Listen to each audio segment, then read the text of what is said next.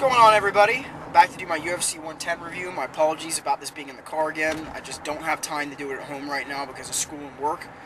I'm going to touch briefly on the fights because it's like the third time I've recorded the video, and every time I get into a heated little topic about a couple things, I end up running over. So I'm going to keep it kind of short and sweet. First fight, Cro Cop versus Anthony Perosh. Perosh was a late replacement for Rothwell. Perosh is a very good, Brazilian Jiu-Jitsu practitioner on the ground. He's got very good grappling skills. Cro Cop was able to get the fight down to the ground, use some very good elbows, opens up Perosh and wins the fight via cut. Cro Cop just didn't look impressive, to be honest. I said it in my predictions video that he's a shell of his former self, and he really does look like that. I think that I don't know how he's going to come back from what has happened to him, and I think it really stems from the loss to Gonzaga is really what set up the downturn spiral that now is Cro Cop. So hopefully Cro Cop will get back to his old self. We'll see. I just don't see it happening. Ryan Bader versus Keith Jardine. A sloppy fight in my opinion, but both guys put on a decent performance. Bader's boxing, I think, took a little bit of a down step compared to his last fight. It just did not look that good, didn't look as crisp. Jardine, had a couple good leg kicks here and there, but overall wasn't landing anything very, very impressive other than that nice right hand that I think he landed in the second. Bader was just stalking him down, throwing Jardine's timing off, and finally Bader was able to land a nice right that clipped Jardine, that sent him backwards. Bader goes in for a flying knee, then a right, and then throws a looping left hook from the waist that absolutely drops Jardine and knocks him out. So congratulations to Ryan Bader. Again, he just needs to improve his boxing a little bit and start mixing it up a little bit. I thought that he would mix it up a lot better between his combinations and his wrestling, but he did not do that. And that's going to be a problem in fights down the road if he can't do that. For Jardine, he's getting cut.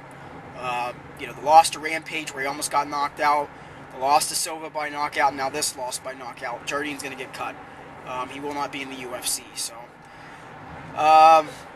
on to the next fight. George Sotiropoulos versus Joe Stevenson. George Sotiropoulos. Woo!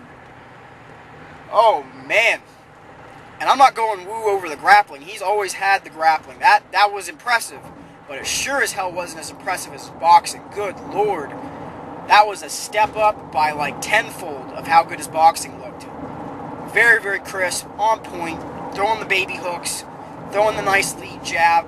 He kept Stevenson out of the pocket very efficiently, which is what set up some of the nice either takedowns that Sotiropoulos got or the counters that he used in order to get the fight down to the ground and throw Stevenson off.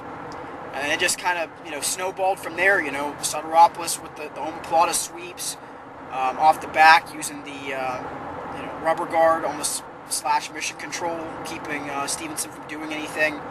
Sotiropoulos was on point, and this was a very, very impressive win. Congratulations to him.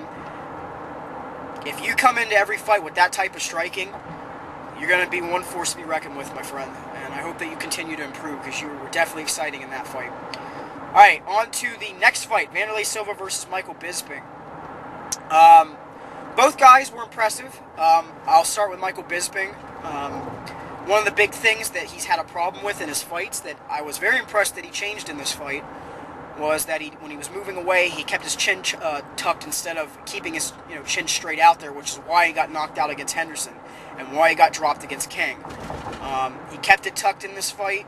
His corner was giving him good advice and keep your damn chin tucked. Yeah, you need to keep your chin tucked because right now, I'm not going to lie, you got a suspect chin. And every time it's been touched by something that's got power, you've gone down. So that was the right move by his corner. He did an excellent job with that. His footwork was much better. And he's a little bit more aggressive. He actually moved forward. Now, I'm sure that if Wanderlei would have done the Dan Henderson, which he didn't, Bisping probably would have ran. However, Wanderlei was cool and calculated, which I'm not going to lie, and I've seen a lot of people hate on him on the Sherdog forums. I even saw Karsten throw a couple comments out there about that, which that a little surprised me, but it's all right, Karsten. That's all right. Wanderlei is not what he used to be, and he never will be. And I think most fans have understood that, even me. I'm one of those Vanderlei fans that loves Vanderlei, but I realize he'll never probably get back to that full-on aggressive style because of one thing. This right here. His chin it's done, folks. It's never going to be the same.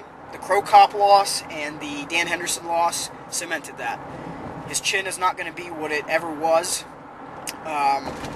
And I rather would see a cool and calculated Vanderlei that is technical and picks people apart, and then when he senses someone's in danger, run in there and finish him, which is almost what he did in this fight several times. I like that type of style from him, and against some of these guys at 185, he's going to have to use that.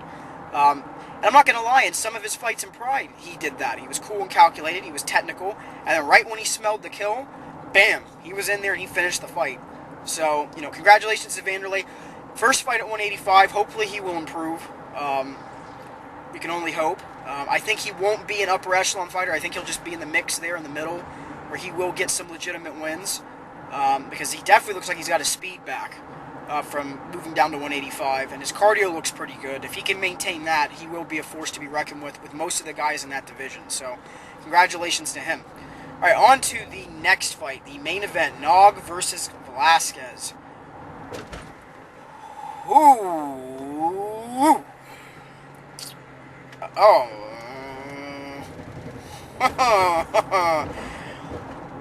Well, folks, how many times has Nog been stopped ever in MMA? And we're going to go all the way back to Pride, when Fedor was playing bongo with Nog's head.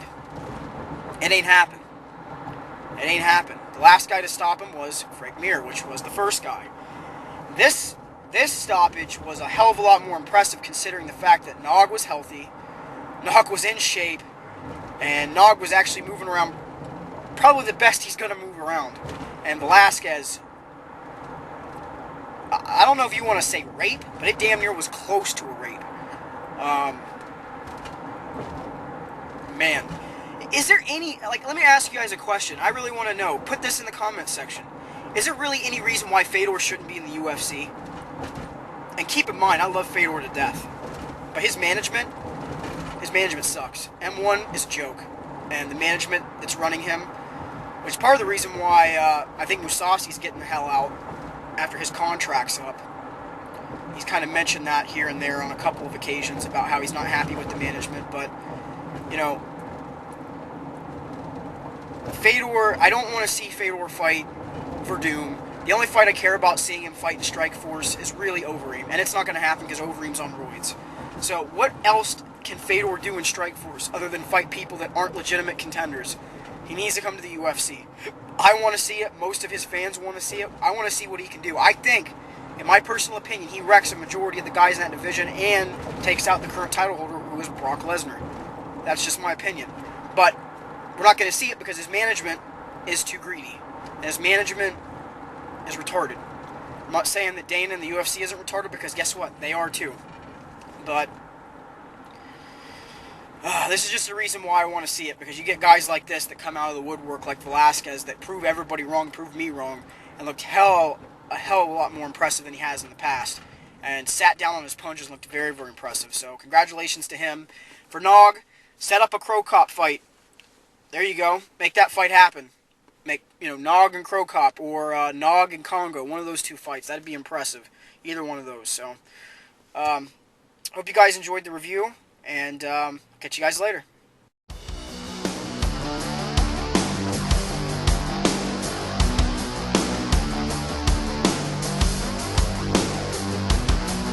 What if I walked without you? What if I ran without you? What if I stand with